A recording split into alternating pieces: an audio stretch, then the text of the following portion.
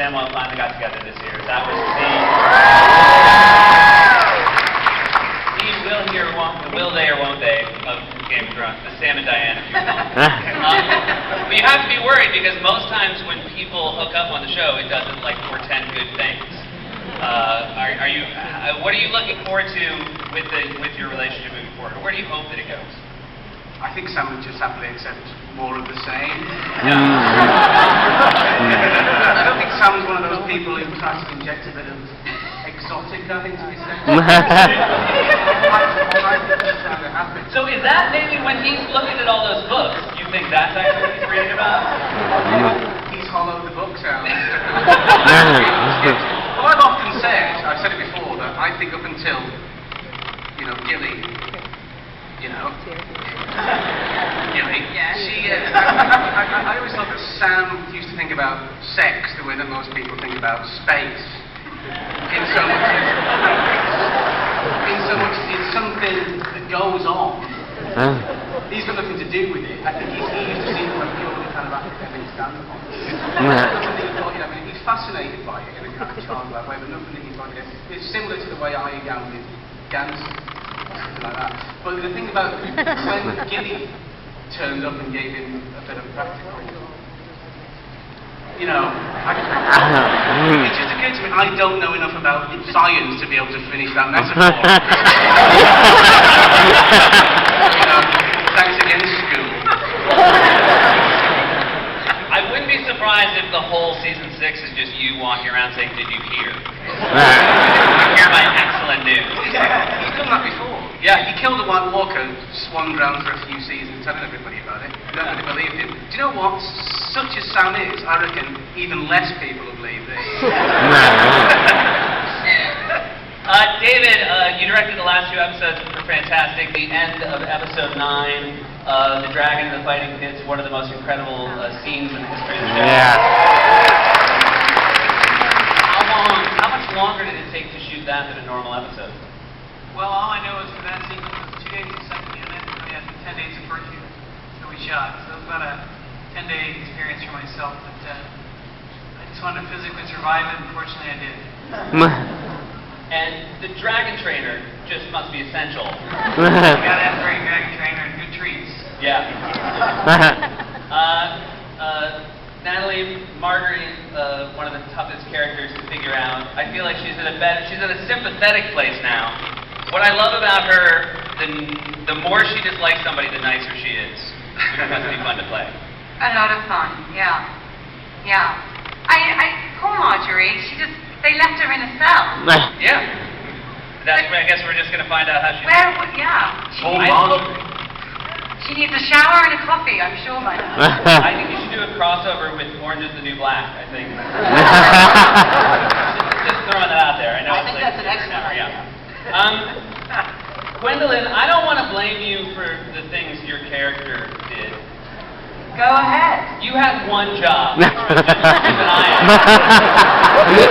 for a candle in a window. One job. Blow it.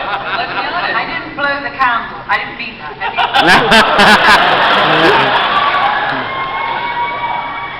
What can I say? I feel like I had to stand for 3 months watching a window to wait for a candle. Well, give me a break. You don't have to take these oaths. Sometimes I just take on a little bit too much. I'm just saying, I hope I'm ambitious. we see Brienne's peer review, because I think she's going to not like what she hears. Varys is one of the most interesting characters, both in the book and in the show. I so enjoyed you this season with Peter. You guys are a great team.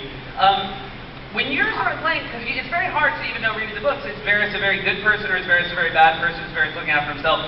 What are you, not knowing fully, we don't really know, like what are you rooting for in Varys as you play him? Like what do you hope is his core? Ultimately, but one of the reasons I didn't read the books is because you can only play the moment. You can't play knowledge, you can't play I know what's going to happen next, or so you just play the moment, and then that takes the responsibility off you. You just play the scene. I I think we could all use a Varys in our lives, I think. He's maybe a lot of money. Yeah.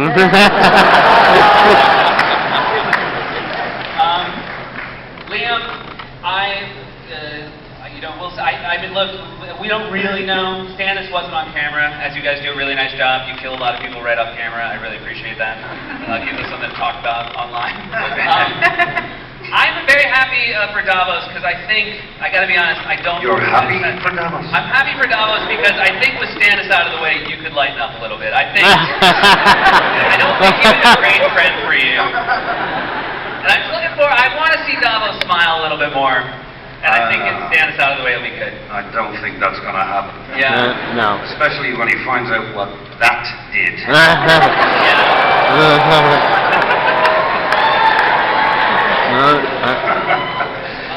Yeah, again, you didn't have... You should have stayed, and it wouldn't happen. I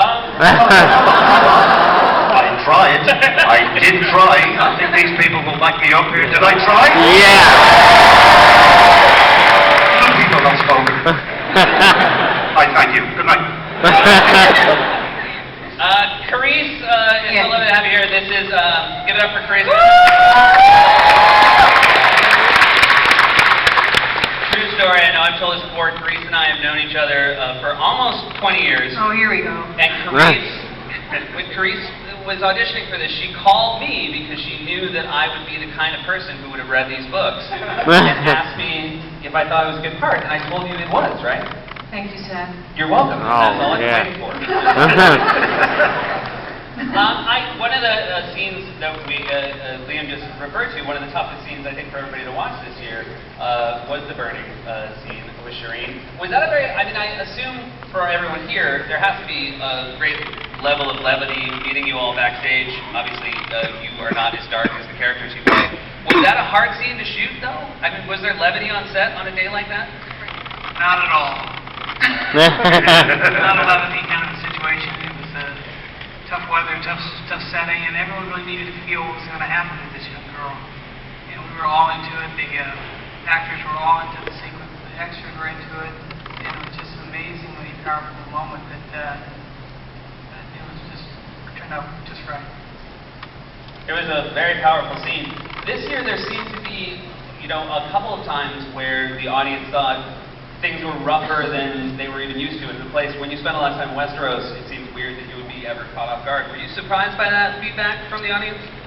I think people like to get involved in a conversation, and I think also the more you know your characters, the more painful it is when something bad happens to them. And somebody like Shireen, when that happened to Shireen, she's such a really interesting, and you just feel for this girl, and but just because it's painful doesn't mean it's not a good wonderful story. And I think it wasn't done because of the pain, but it was done in spite of it. Now, every time, most times, obviously, a character dies on the show, you've always been able to blame it on the author, George R. R. Martin. You say to actors, look, this is in the book, there's nothing we can do. Now that you're a little bit ahead, do you feel like people are lobbying you more? Still gonna blame. Okay, you're still going to blame. Well, the Sophie and Maisie, I would just say, it's very hard for a Stark in Westeros, as we know. But we sort of started the show with the Starks, and I just need to ask you guys to do whatever you can to either lobby George R. R.